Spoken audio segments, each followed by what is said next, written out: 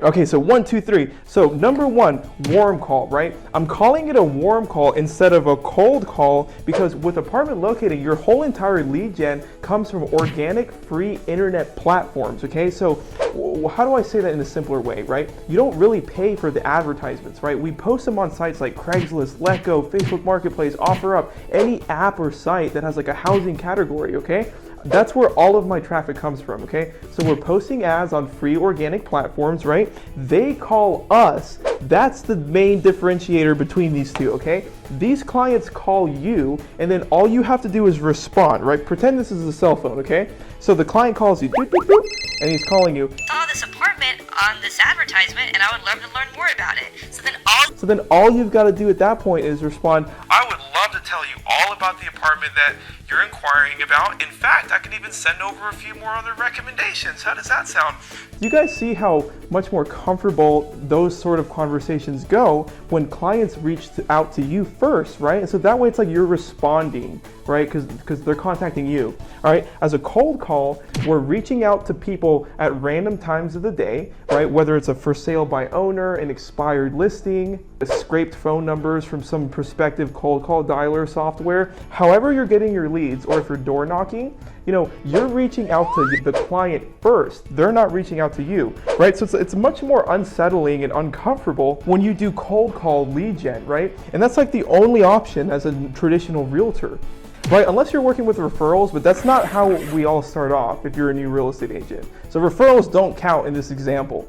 Okay, anyways, right? So the warm call, client calls you, super easy to respond, right? Then the second thing you do is you jump on your apartment locating database and you send them 10 relevant apartments based off of just like a handful of questions that you ask them during stage one, the call, right? Where does the apartment need to be? Okay, take a note.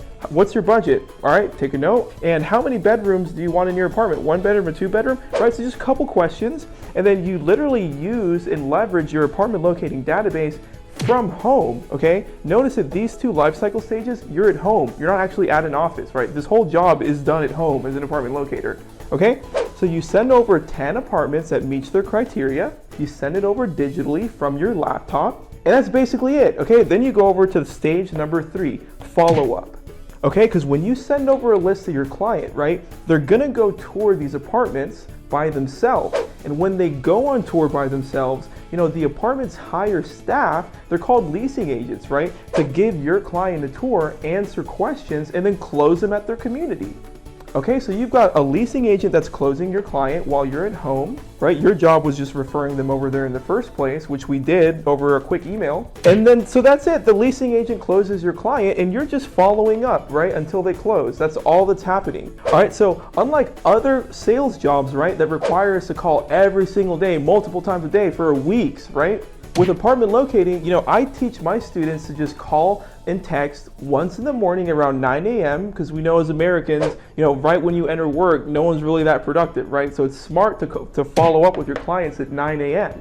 Okay, and then I teach my students to follow up around 6 p.m., right? Right when they're off of work, during the evening, you follow up, right? So 2 or 3 days of calling and texting, once in the morning, once in the afternoon, and that's it. Because you know what? These people are renting an apartment and they need an apartment. When an adult contacts you and they need help renting an apartment, they need to rent an apartment. It's a bare minimum living necessity, okay? So the follow-up isn't extensive like other sales jobs. Right? So that's it. When they move in, you send over an invoice digitally to the property and you get paid, right? So this whole job, there's 3 life cycle stages and it can all be done from home, right?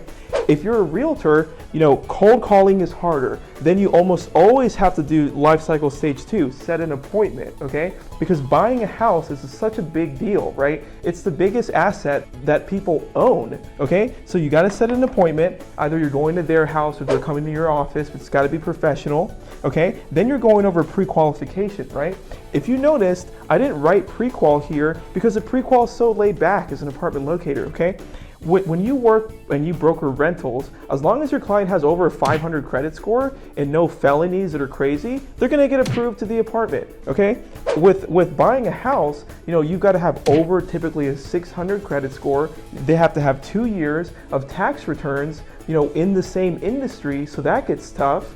So the whole pre-qual is way more extensive, right? It's a whole life cycle stage in itself. Then the next step, right? You have to meet with a lender because most buyers, right, they need a mortgage in order to buy a house. Okay, so a lot of clients appreciate realtors that help them through the lending application and explain things to them, right? So it's a whole nother life cycle stage trying to get your clients a mortgage, right? Then you go over to the showing, okay? You're showing houses to people, right? It's a much more big of a deal and people take longer and you got to show more options when they're considering purchasing a house over renting an apartment, okay? So you got to show a bunch of houses. That takes whoever, God knows how long, okay? And then you got to go to life cycle stage number 6, set an inspection for the home that they want to move forward with, okay? So then you got to contact a third-party company, set a date for when they come out and inspect, okay? If the inspection passes, then you're in stage number 7, negotiations, okay? Who's going to pay for the inspection? The buyer, the seller, the broker? Who knows? You got to negotiate that, okay? Negotiate the inspection, negotiate the price, etc. All right? Finally, when you're done with negotiations, and remember, you can't just negotiate over the phone. These contracts have to move in writing back and forth, right? Counter offers, offers, etc. All right? So finally, you've agreed on a price. Now you've got to go through closing, right? So you set another appointment, right? Appointment, it's physical. You have to actually go to these appointments, okay? None of this is from home, all right? So then you attend a closing, right, with a title company, yourself, the client, etc. You go over all of the numbers, the mortgages have to line up, the down payment, the escrow, etc., right? Go over the HUD-1 settlement. If everything is looking good, then you've closed. Okay, you did it. But it took you so many life cycle stages here, and we didn't even talk about staging the house. Like, there's a couple other life cycle stages truly within this process, but I just ran out of freaking space. Okay, so basically what's going on is you're working way harder right here, right? Way harder work. You can still make a lot of money, but you can make the same amount of money doing easy work right here, the winning side, right? The winning side, broker rentals, okay? So when you broker rentals, it's easier, it's more comfortable, everything is done from home, right? And then you can make a lot of money, right? Especially if you want to start in real estate as a new agent. All right, guys, so thank you so much for listening to me. I hope I kind of broke everything down in a quicker way. And the last thing I want to do for you guys is I want to invite you guys to click the button below, and I want you to be a part of this industry for 2020. All right, join the movement. So if I can kill it in this industry and my students can kill it in this industry, you can absolutely take advantage and kill it in this industry with us. Okay, so I'd love to invite you to click the button below. Thank you so much for listening to me.